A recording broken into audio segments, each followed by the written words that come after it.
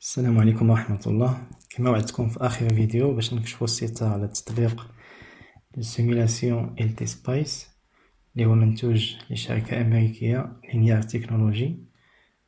كما شفنا في الفيديو السابق الإيجابيات ديال هذا التطبيق، ومن أهمها أنه تطبيق مجاني. إذا نبدأ على بركة الله. طريقة تنزيله من جوجل، كندخلو للموقع المعتمد هاد المنتوج LT Spice اللي كيعطينا مباشرة لو لين pour télécharger cette application. كنكليكيو على accepter après installons. كنتبعو مراحل ديال التنزيل. في هذا الموقع نقدروا نحصلوا على ملفات اللي كيشرحوا لنا جميع المعلومات اللي كيخص هذا التطبيق،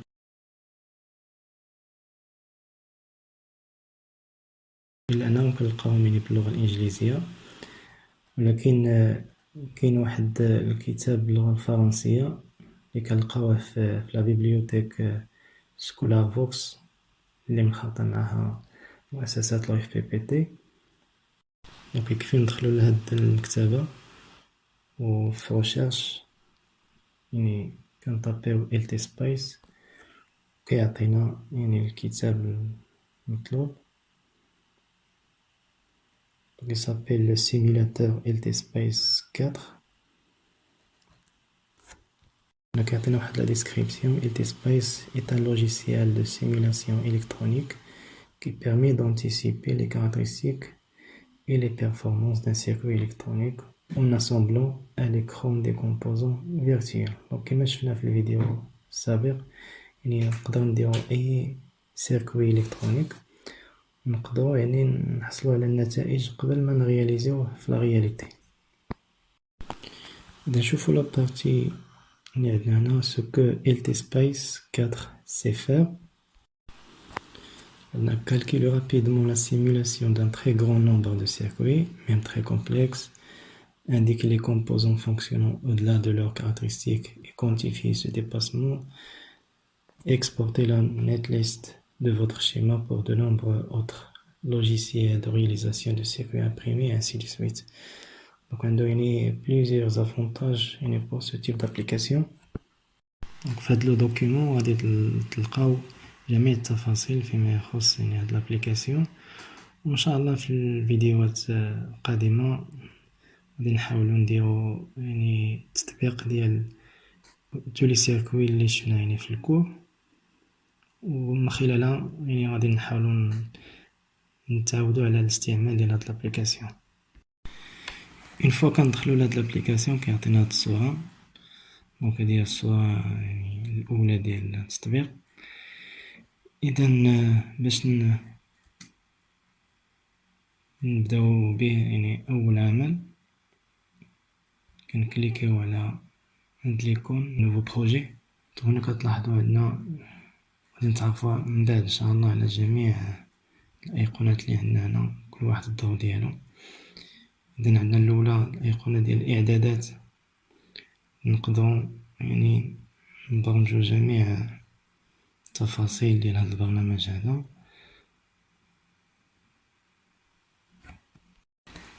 مثلا كما كتلاحظوا هنا باش نبدلو اللون ديال هاد الشاشة، كندخلو من هاد المدخل هذا، نقدروا نختاروا اي لون بغينا على حسب الاختيار ديالنا. اختاريت انا هنا اللون الابيض باش كتعطيني صورة اوضح. كل واحد عنده اختيار. اذا في هذا الفيديو غادي نشوفوا ان شاء الله لا سيميلاسيون دو سيركوي دو redressement مون alternance avec filtrage، وباش نتيقنوا من لي ريزولطا او بيان لي ريلاسيون اللي شفنا في الكور. دوك نحاولوا نشوفوا ليكزارسيس نيميرو 1 ديال الفلتراج، وناخذوا نفس القيم ديال لي زيليمون دو سيركوي ونتيقنوا من لي ريزولطا. كوم سا غادي نفهموا مزيان لو برينسيپ دو فلتراج. اذا ان شاء الله غادي نرياليزيو هاد لو سيركوي. اللي كيهمنا هنا يعني عندنا une tension d'alimentation اللي هي U2 كتساوي 12 فولت اللي قلنا هي لا فالور افيكاس، وعندنا une diode D avec le condensateur C et la charge R. إذا اللي يمكننا نديرو في يعني في هاد التطبيق يعني خصنا ندخلو المعلومات اللي متعلقة بهاد لي كومبوزون. يعني ميمكنناش كما كتلاحظوا هنا في ليكزارسيس يعني يطلبوا لنا في الاخر نحسبوا السي و انسي دو سويت.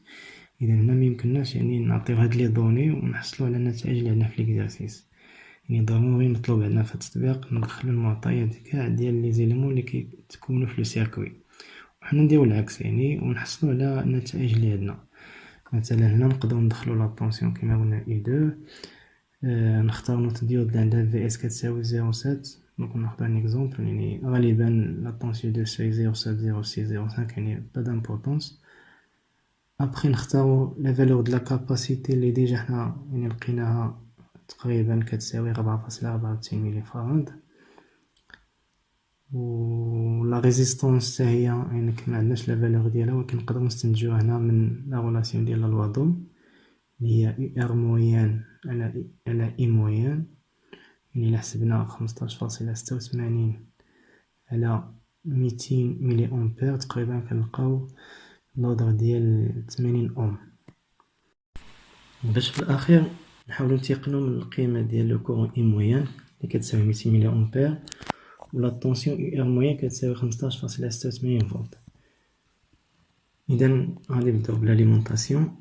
إذا كنكليكيو على هاد لو سامبول الفوق كتعطينا هاد لا فينيتر و كندخلو لو مو يعني فولتاج. دونك اون فوا كنبداو نكتبو هاد لو مو ديجا كتعطي لينا لتحت، دونك يسيفي نكليكيو عليه كتعطينا ديريكتومون سير لو طابلو. اذا تيكون ليبر يعني بلو سوري كنخدمو كنحاولو نديبلاسي في لا بوزيسيون لي بغينا، البلاصه فين كنبغيو نحطوه كنكليكيو على البوطون غوش. واخا كنحركو لو سوري تيبقى لينا ان دوزيام سامبول يعني باش نحيدوه الا بغينا غير واحد دونك خصنا نكليكيو على لو بوطون دروات ديال لا سوري. ابخي لا ديود دونك عندنا لو سامبول ديال لا ديود كنكليكيو عليه لو سوري بوطون غوش دونك كنهبطوه لتحت. اذا قبل ما نكليكيو على البوطون ديال سوري غوش يعني خصنا نحاولو نشونجيو لا بوزيسيون ديالو باش يكون اوريزونطال. اذا هنا كنحاولو نستعملو واحد راكورسي اللي هو يعني بوطون كونترول وكنزيدو ار سافي دير كنديرو ليه لا روتاسيون. اذا كنديرو لا روتاسيون جيسكا لا بوزيسيون اللي بغينا. ونستيقظ نحطو في لا بوزيسيون اللي بغينا وكنكليكيو على بوطون غوش ديال لا سوري، وبنستيقظ مبغيناش اون اوتر ديود كنباكو على البوطون دروات باش نكيتيو يعني هاد لو تيب دو سامبول. ابخي لا ريزيستونس بنفس الطريقه دونك ديجا عندنا لو سامبول لا ريزيستونس يعني في لابار فوق كنكليكيو عليها بالبوطون غوش كنهبطو في لا بوزيسيون اللي بغينا. اون فوا كنساليو كنباكو على البوطون دروات دونك بنفس الطريقه يعني كنستعملو هاد البرانسيب في جميع لي كومبوزون. اون فوا كنساليو لي ديبوزيسيون ديال لي كومبوزون كنحاولو نربطو ما بين لي ديفيرون كومبوزون ديال كنديرو لو كابلاج الكتريك. اذا كنباكو على ليكون ديال هاد لو كريون وكنحاولو نكليكيو على لي راكور ديال شاك كومبوزون ديال البلاصه بحال اللي غادي نصيغو بالتورنوفيس يعني فيكساسيون ديال فيل الكتريك. كما قلنا ما خصناش ننساو يعني لا ماس ديال لا ميزالاتير اللي كيعتبرها يعني هاد لابليكاسيون كتعتبر لا ميزالاتير هي كوم ريفيرونس على لو 0 فولت. يعني نكفيو باش نعرفو اون طونسيون فواحد البوان يعني كتعتبر يعني ديما لا طونسيون بارابور لهاد البوان دو ريفيرونس اللي هو 0 فولت. إذا ضروري خصنا نريبريزونطيو فين كاينه لا ماس. إذا الآن عندنا لو شيما كومبلي ولكن خاصنا يعني نعرفو بهاد الماتيريال اللي عندنا يعني نعرفو بلي كاركتيرستيك ديال شاك إليمون.